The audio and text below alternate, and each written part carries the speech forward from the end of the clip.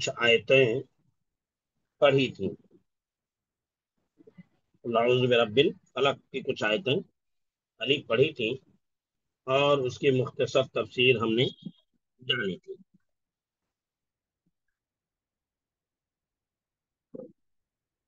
میں نے آپ کو بتایا تھا کہ کل پہلے ہی ختم ہو چکا ہے کہ کل کے معنی ہوتے ہیں کہہ دو، یہ امر کا صیغہ ہے۔ اعوذ، یہ واحد متکلم کا صیغہ ہے کہ میں پناہ میں آتا ہوں۔ یہ رب کے معنی پرورش کرنے والا، اس کی جمع ارباب آتی ہے۔ اور فلق کے معنی ہوتے ہیں صبح کے۔ اور یہ بھی بتایا تھا صبح کی تخصیص کیوں ہے۔ اس کی وجہ یہ ہے کہ جس طرح اللہ تعالی رات کا اندھیرا ختم کر کے دن کی روشنی لا سکتا ہے، وہ اللہ اسی طرح خوف اور وحشت کو دور کر کے پناہ مانگنے والے کو امن بھی دے سکتا۔ یعنی اللہ تعالیٰ جس طرح اندھیرے کو روشنی سے بدلنے پر قادر ہے، اسی طرح اللہ تعالیٰ بے امنی اور بے چینی کو دور کرنے اور لوگوں کو امن و چین جن کی زندگی دینے پر بھی قادر ہے، دینے پر بھی قادر ہے اللہ تبارک و تعالیٰ کے ساتھ۔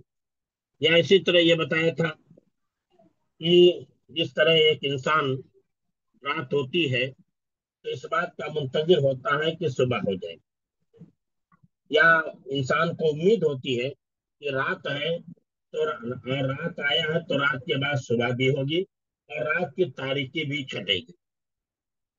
رات کا آنا، جس اگر رات آئی ہے تو رات ختم بھی ہوگی اور دن کا نکلنا یقینی ہے، دن کا نکلنا یقینی ہے۔ اسی طرح یہ خوفزدہ آدمی، اسی طرح یہ خوفزدہ آدمی جو ہوتا ہے، جو پریشان آدمی ہوتا ہے، رات میں تکلیف کی زندگی گزار رہا ہوتا ہے، اس کو بھی اس بات کی امید ہوتی ہے کہ صبح کامیابی کے ساتھ طلوع ہوگا اور اس کی تکلیف اور اس کا غم بھی دور ہوگا۔ یا اسی طرح کہ انسان کو یقین ہونا چاہیے کہ جس طرح رات کے بعد دن کا آنا یقینی ہے، اسی طرح پریشانی کے بعد اسی طرح پریشانی کے بعد تکلیف کے بعد پریشانی کے بعد تکلیف کے بعد آرام اور سکون کا آنا یقینی ہے، آرام اور سکون کا آنا یقینی ہے۔ تاکہ کہہ دیجئے کہ میں پناہ میں آتا ہوں صبح کے رب، میں پناہ میں آتا ہوں کس کے رب کی؟ صبح کے رب کی۔ من شر ما خلق، من شر ما خلق، ہر وہ چیز کے شر سے جو اس نے پیدا کیا۔ من شر ما خلق، ہر وہ شر سے جو اس نے پیدا کیا۔ تو یہاں بتایا یہ عام ہے، اس میں عام ہے، یہ شر جو ہے عام ہے، چاہے وہ شیطانوں کا شر ہو یا اس کی ذریت کا شر ہو، انسانوں کا شر ہو، جہنم کا شر ہو، برائیوں کا شر ہو، یعنی تمام شرور و فتن اس میں شامل ہے۔ من شر ما خلق، میں پناہ میں آتا ہوں صبح کے رب کی، من شر ما خلق، ان تمام شرور و فتن سے، ان تمام برائیوں سے، ان تمام خرابیوں سے جو اس نے پیدا کیا ہے۔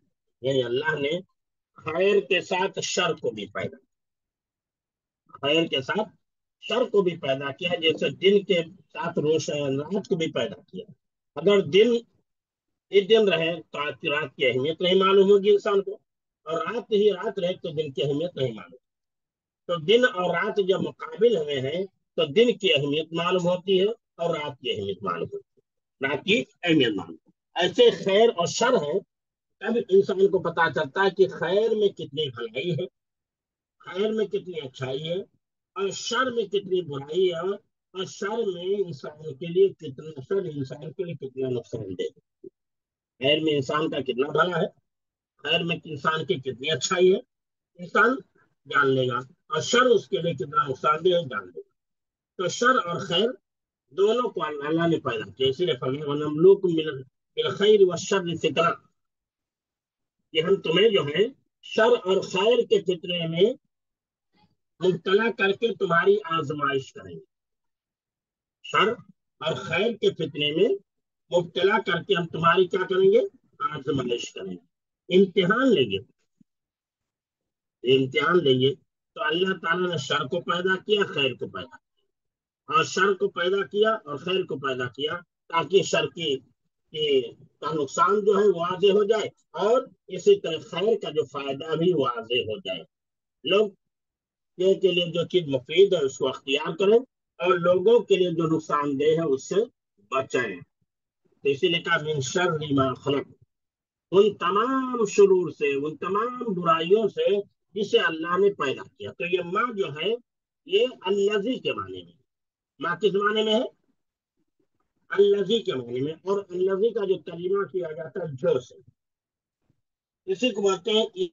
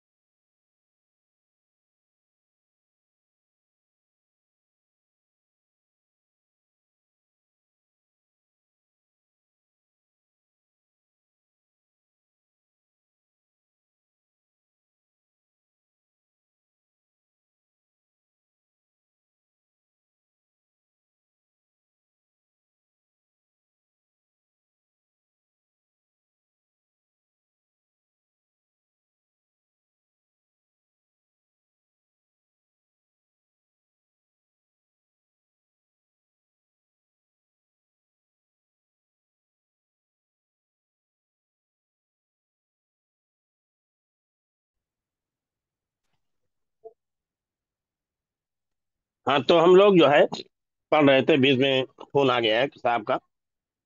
تو یہاں بتایا من شر ما خلق، من شر ما خلق. ما جو ہے اسم موصول ہے الذی کے معنی میں، اور الذی جو ہے اردو کا میں اس کا ترجمہ جو سے کیا جاتا ہے.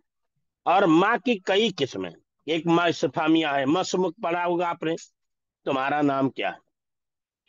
آپ نے درست لگا میں پڑھا ہوگا مسمک، ماں اسمک کی، تمہارا نام کیا ہے. تو ماں یہاں استفہام کے لیے سوالیہ جملہ ہے. ماں اسمک کی، تمہارا نام کیا، یہ کیا ہو گیا. دوسرا یہ ہے ماں، یہ نفی کے لیے آتا ہے. ماں فعلتا، تو نے کیوں، ماں فعلتا حاضا، یا ماں فعلا، اس نے نہیں کیا. ماں فعلتو، میں نے نہیں کیا. ماں قراتو، میں نے نہیں پڑھا. ماں ذهبتو، میں نہیں گیا. تو یا ماں جو ہے یہ نہیں کے معنی میں. تو تین ماں ہم نے بتا دیا. ایک ماں کیا بتایا؟ ایک ماں اسم موصول ہوتا ہے جو الذی کے معنی میں ہوتا ہے، اور اس کا اردو میں ترجمہ جو سے کیا جاتا ہے. ایک ماں استفہامیہ ہوتا ہے جس سے سوال کیا جاتا ہے، جیسے ماں اسم کی، تمہارا نام کیا. اور ایک ماں جو ہے کسی چیز کی نفی کے لیے آتا ہے، کسی چیز کی نفی کے لیے آتا ہے کہ ماں فعلتو، میں نے نہیں کیا. ماں ذهبتو، میں نہیں گیا. ماں قراتو، میں نے نہیں پڑھا. ماں قراتو. تو یہاں ماں جو ہے کس معنی میں ہے؟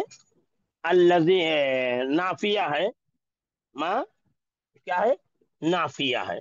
ایسے ایک ماں ہوتا ہے جو ماں जायदा भी होता है, यानी माँ का कोई माना नहीं होता, माँ आता है लेकिन उसका माना है तो जायद होता है। और एक माना होता है माँ काफा, और माँ काफा वो होता है जो अमल को रोक देता है, यानी वो अमल जो उससे पहले वाला इस माँ होता है उसको अमल से रोक देता है। तो हम तीन को भी जाने। एक माँ मौसूला जो अल्लज़ी के माने में होता है, जिसका उर्दू में तर्जुमा जो होता है। दूसरे माँ माँ इस्तिफामिया जो सवाल पूछने के लिए आता है। तीसरा माँ नाफिया जो किसी चीज की नफी और इनकार के लिए आता है। तो यहाँ माँ जो है क्या है, माँ मौसूला है, अल्लज़ी के माने में है, जिसका उर्दू में तर्जुमा जो होता है। तो बताया मिन शर्र, इसलिए माँ ये क्या है, आम है। मिन शर्र, उन तमाम चीजों के शर से जो कुछ उसने पैदा किया, यानी जितने शुरूर फितन अल्लाह ने पैदा किया है, उन तमाम शुरूर फितन से मैं अल्लाह की पनाह में आता हूँ। फिर बताया तो मैंने मिन शर्रि गासिकिन इदा वक़ब। गासिकिन के माने बताया था, क्या बताया था हमने, गासिक के माने आपको बताया थे, गासिक के माने होते रात के, गासिक के माने होते रात, यानी रात का अंधेरा, रात की तारीकी। अब वक़ब माने होता छा जाना, वक़ब माने छा जाना, दाखिल हो जाना, ये वक़ब के माना। तो इसीलिए इसका तर्जुमा किया मिन शर्रि गासिकिन इदा वक़ब। और उस क्या है, रात के, यहाँ बताया जो मिन शर्रि मिन शर्रि गासिकिन इज़ा वक़ब, और अंधेरी रात के शर से, और अंधेरी रात के शर से जब वो छा जाए। मिन शर्रि गासिकिन, गासिक के माने होते हैं रात, यहाँ मुराद अंधेरी रात है। यहाँ क्या है, अंधेरी रात, क्योंकि रात में अंधेरा होता है। अब बिलखुसूस मैंने बताया था आखिरी पहर जो रात का होता है वो, उसमें अंधेरा और ही ज्यादा होता है, और उसमें बहुत ही ज्यादा सन्नाटा होता है। और उस घड़ी में जो है तमाम मूजी जानवर, जिन्नात, शयातीन, मूजी जानवर, बिच्छू, सांप, सब बाहर निकल आते हैं अपनी सुराखों से, अपनी सुराखों से निकल आते हैं। तो इसीलिए कहा कि मिन शर्रि गासिकिन इज़ा वक़ब, रात के, यहाँ बताया क्या, और अंधेरी रात के शर से, और अंधेरी रात के शर से जब वो छा जाए, यानी अंधेरी रात में जो शुरूर फितन पैदा होते हैं, नमूदार होते हैं, उन तमाम शुरूर से, शुरूर फितन से, उन तमाम खराबियों से जब वो छा जाए। फिर कहा मिन शर्रि नफ्फासात, नफ्फासात ये मुअन्नस का सेगा है, मुअन्नस का सेगा है, जो नुफूस की सिफत है, नुफूस की क्या है, सिफत है। और नफासात माने होते हैं गिरोहों में फूंकने वाले, गिरोहों में, गिरा गांठ, गिरा बोलते हैं गांठ को, जब हम किसी चीज को बांध देते हैं तो उसको गिरा लगाना बोलते हैं, गांठ मारना बोलते हैं। तो यहाँ बताया नफासात के माने होते हैं क्या है, मिन शर्रि नुफूस नफासात, अरे नफा नहीं, नफासात के माने हैं फूंकने वाले, और अक्द के माने होते हैं गिरा। मैंने आपको गलत बता दिया, नफासात का तर्जुमा जो है ये क्या बोलते हैं, गिरा लगाने के नहीं, गांठ के नहीं होते, बल्कि औकद के माने होते हैं गिरा के। और नफासात माने है फूंकने वाली, फूंकने वाली, फूंकने वाली, ये नफासात क्या है, ये मुअन्नस है। नफासात क्या है, ये मुअन्नस है। तो वमिन शर्रिन नफासाति फिल उक़द, तो यहाँ तर्जुमा जो किया है, क्या किया, और फूके मारने वालियों के शर से गिरोहों में।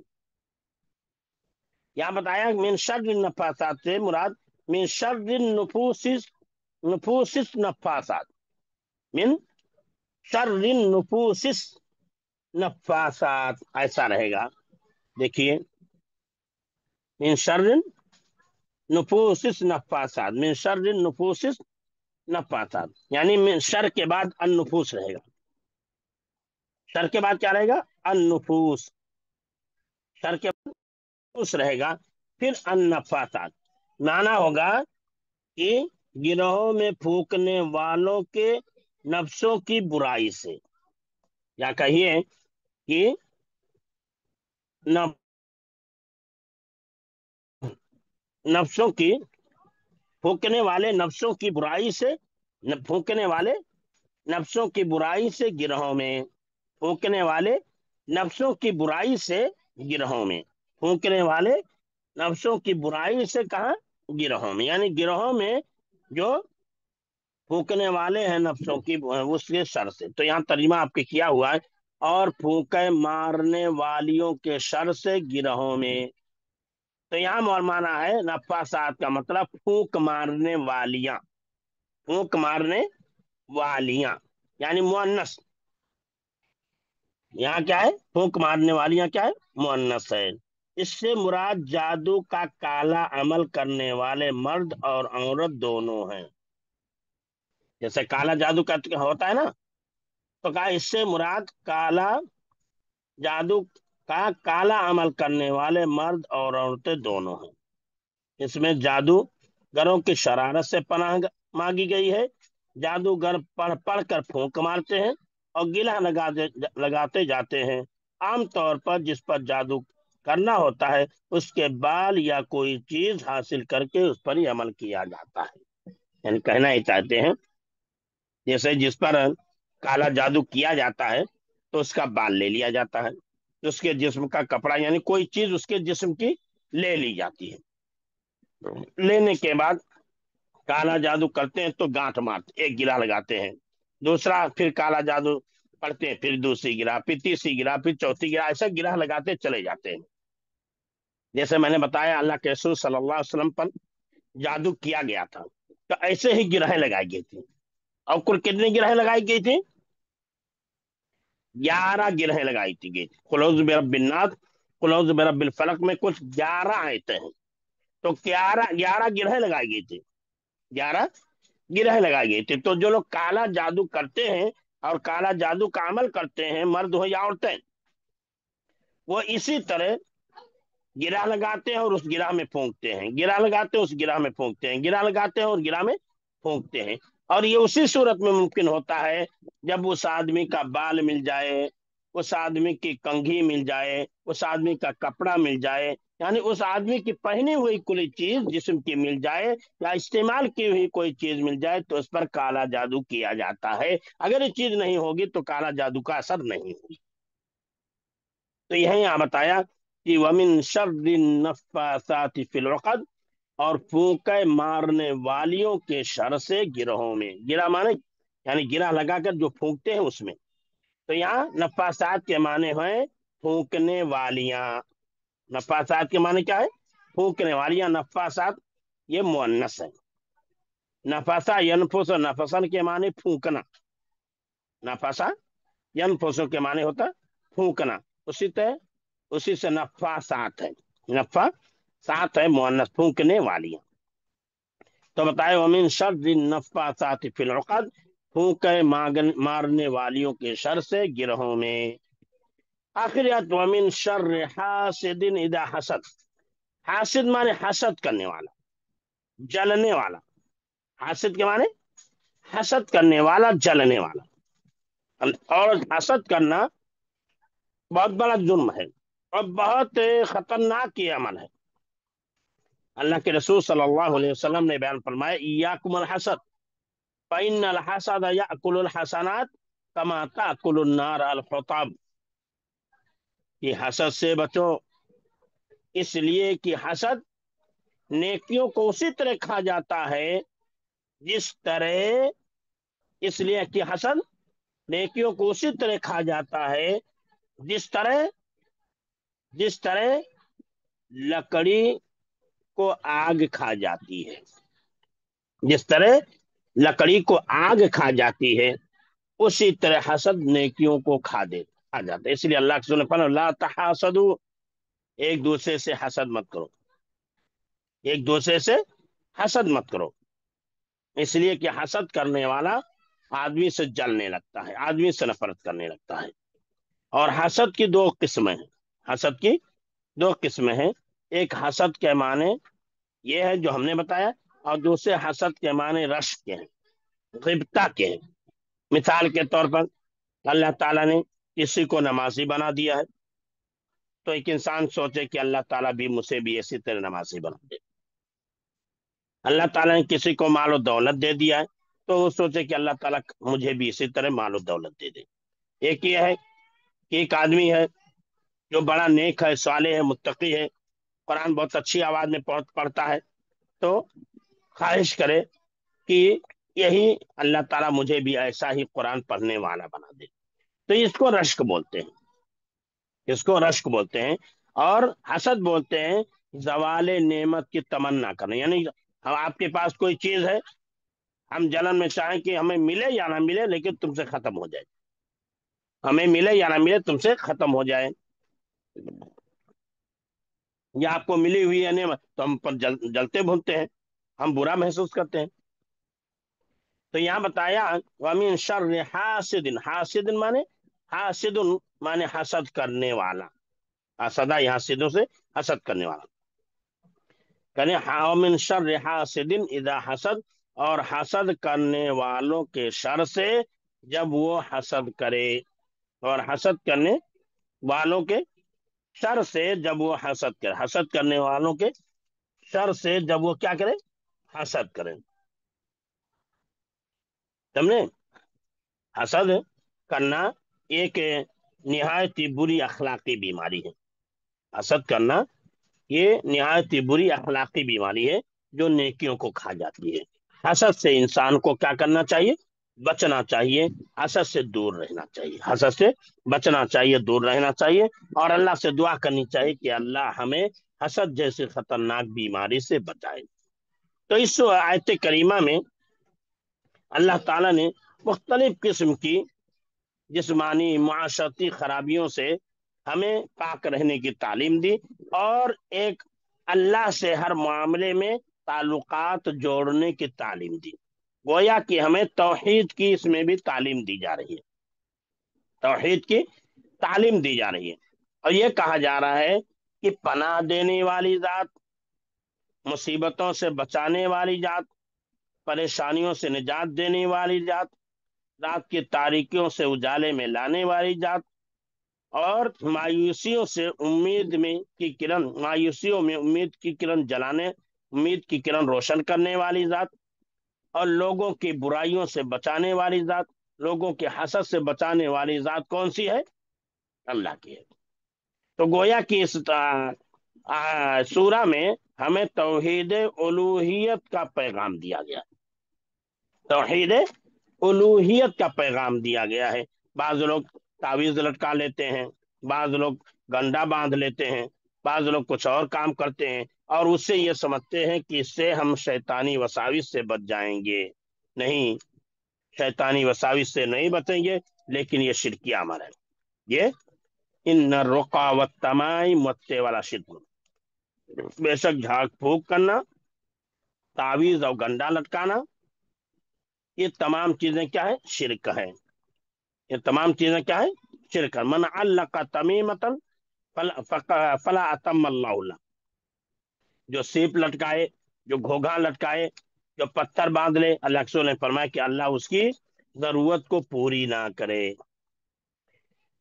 तो इंसान को जो है शिरक से बचना चाहिए। तो हमें यहाँ इस आयत सूरा में शिरक से बचने की तालीम दी गई है और तौहीद को अपनाने की तालीम दी गई है। अल्लाह ताला से दुआ है कि अल्लाह हमें तौहीद पर चलने वाला और शिरक व बिदात से बचने वाला बना दे।